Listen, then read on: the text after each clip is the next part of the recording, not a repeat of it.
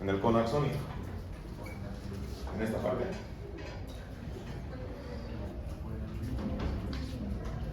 ¿O qué se denomina impulso nervioso? Los estímulos. A los estímulos. En este caso pueden ser eléctricos o químicos, según conocemos. Pueden darse entre dos neuronas.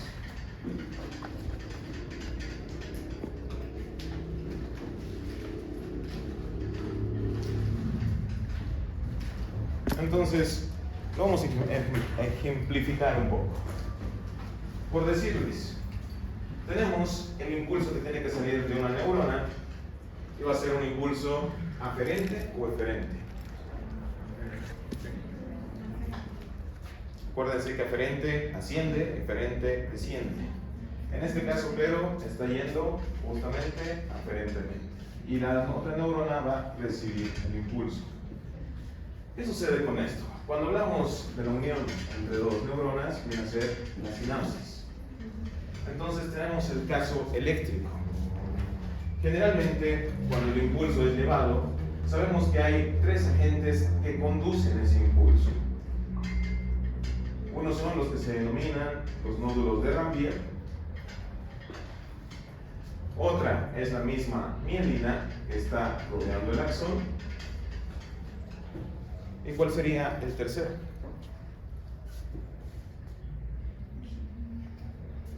¿Se acuerdan? ¿No se acuerdan?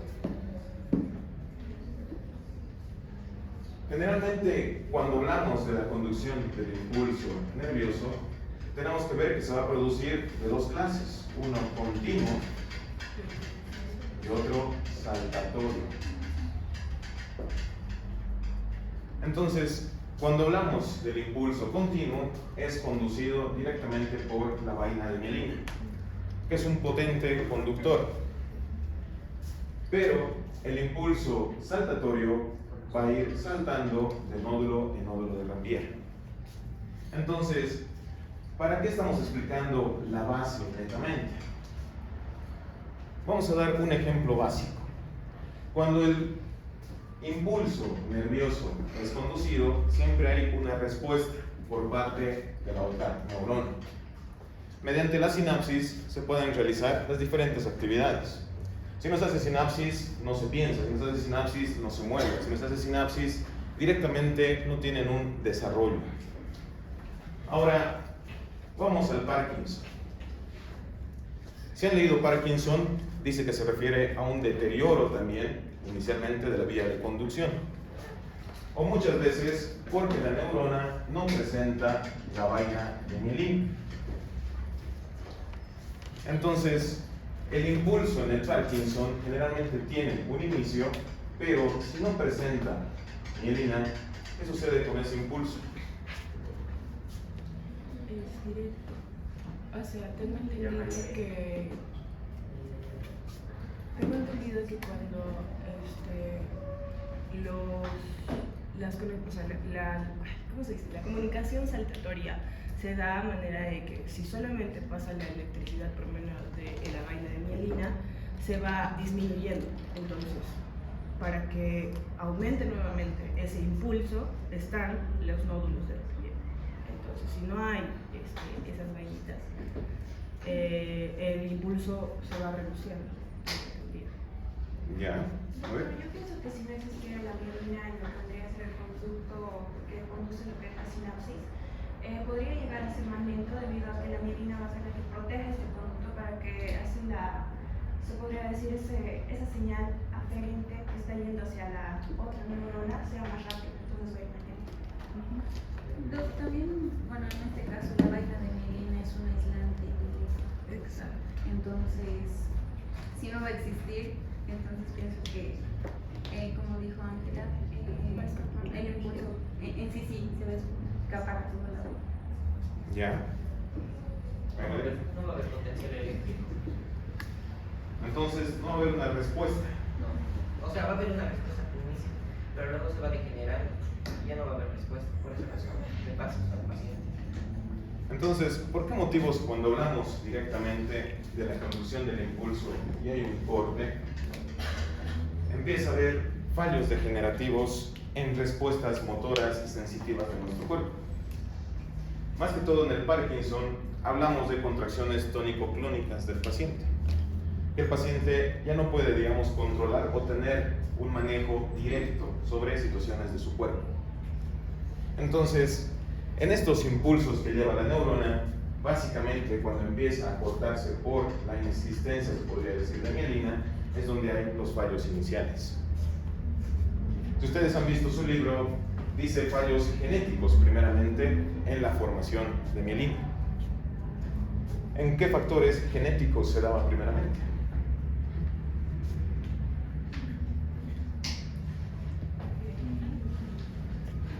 Tienen un cuadrito en su libro que hablaba justamente de factores genéticos, los factores que ya me estaban mencionando que son los ambientales o epigenéticos.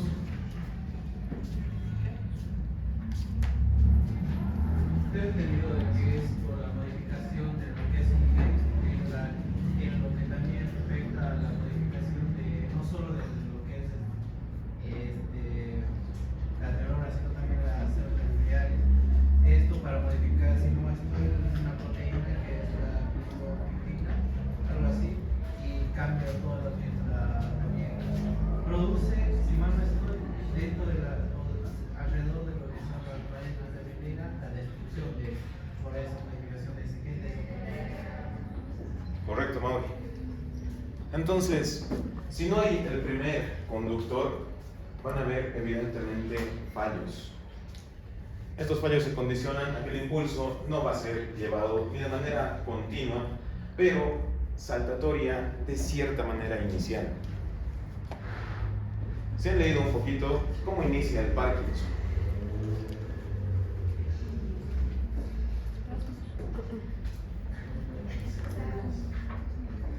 No estoy segura, pero creo que es porque comienza el deterioro, como no hay asesinatos, por eso se da la condición de las neuronas, algunos recuerdos que parecen los más, no sé, como los más antiguitos, son los que en realidad, o incluso algunos nuevos. Nos estamos confundiendo Alzheimer con Parkinson. Ah, pues mira. Al principio tienden a quedarse inmóviles por un momento, o sea, tienen momentos de se quedan ahí, mirando. Yo pienso que No, es temblores. Por eso, temblores. Así es. No es por una degeneración de las células productoras de... ¿Y cuáles son las células que producen el mielina? No, dopamina. Ah, dopamina. Ahí vamos a otra parte. ¿Qué es la dopamina? Es Neurotransmisores. ¿De dónde se libera la dopamina?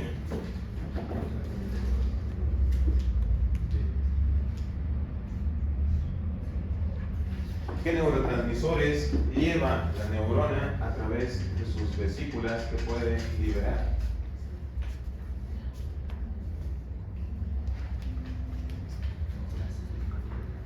Es un elevado en histología.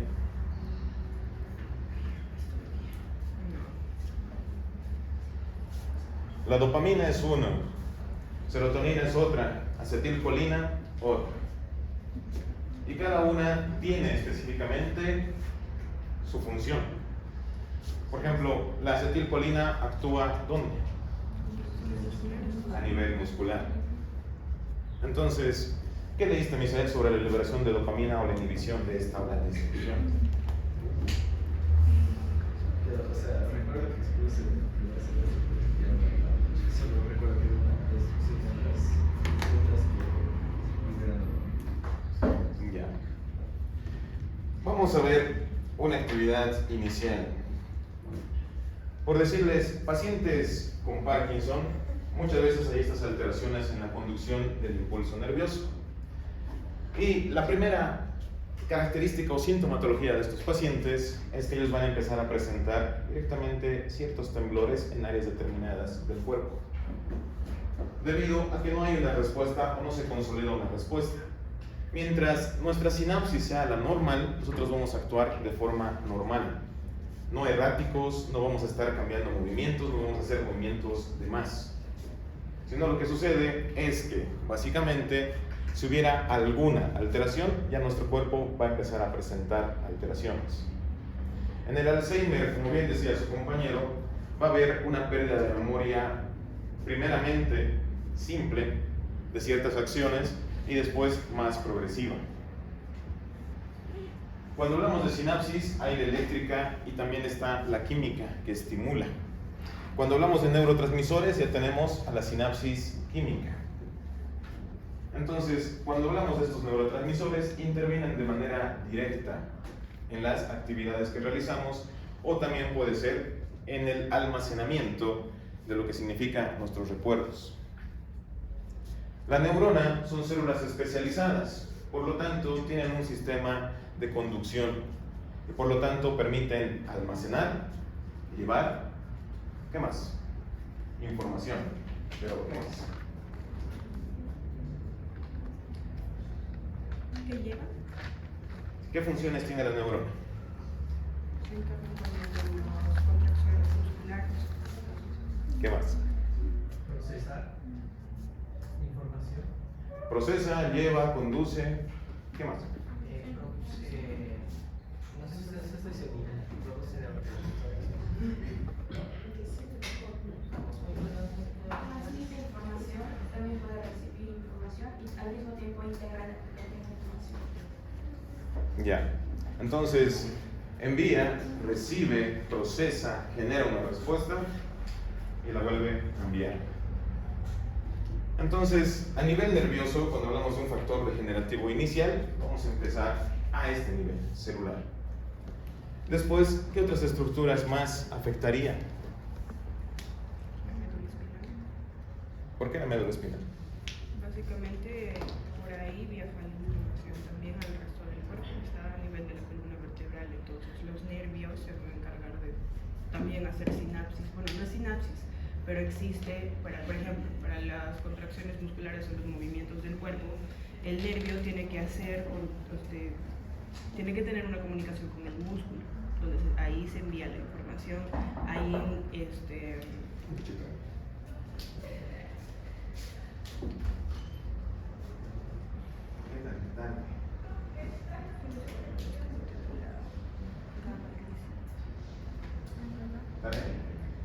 Trabajo para mañana. Clase.